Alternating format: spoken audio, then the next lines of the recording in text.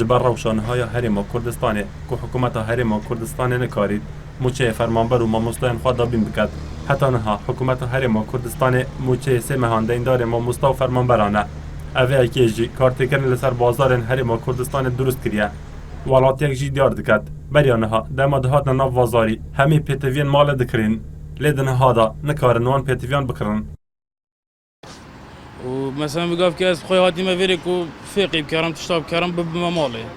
يعني بيشتر بالكي ما صندوق كاريبان ما قالتش كاريبان بقاف كا ولي هاتي يعني بارانينا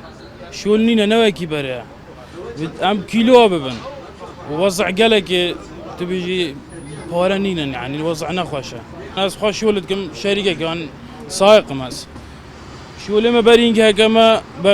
مثلا 20 روز دوام کرد با ویگاف که شوله بنی وی بی او پاره همی راتب بنی وی بی و خیر تاثیر گلال مکر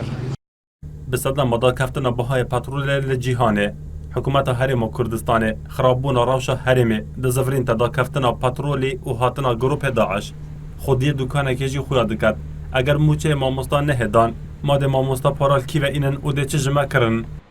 ماموستای فقیر اگه پاری ورنگری چه بکری كابرا هي استا غيرت ناكا بتباي هزاد ناري السابوني هواري بكريتن يعني كابرا تأثير كذا من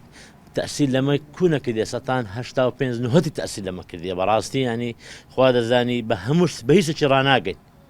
خبارد نبو جيان النبي برا مشكلة دخلت نوع عائلة خود يعني من دارا باري ديبتن من دارا مسافي ديبتن باري لشي ديني تقول لك خزمي خود بيس كسي دناسي لو بيستي لابد لدو سنة فران باري قردكي كقرد كذا يبديوا یکن نبی کود دیوا. اندامی که جوات پارزگاه هولیر دبیجید براستی جبو حکومت که از مونا 25 سالی هبید شرمزاریه نشد موچه فرمانبرین خود دابین بکد و ولاتیان جی باوری به حکومت نمایه.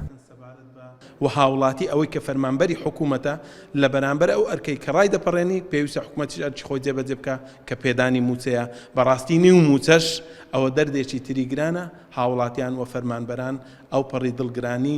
دڵگرانن لە دۆخەکە و هەروها کاریگەری زۆر سلبی لەسەر بازار کردووە لەسەر جیرفان لەسەر بژێوی خانەوادە لەسەر تاکەتاکەی هەموو ئەو کۆمەڵگەیەدا کردووە.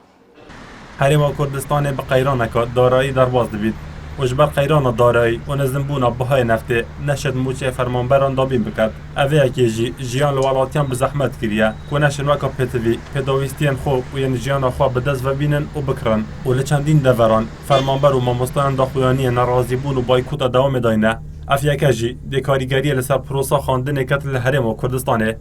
ایاس عبدالله NRT هولر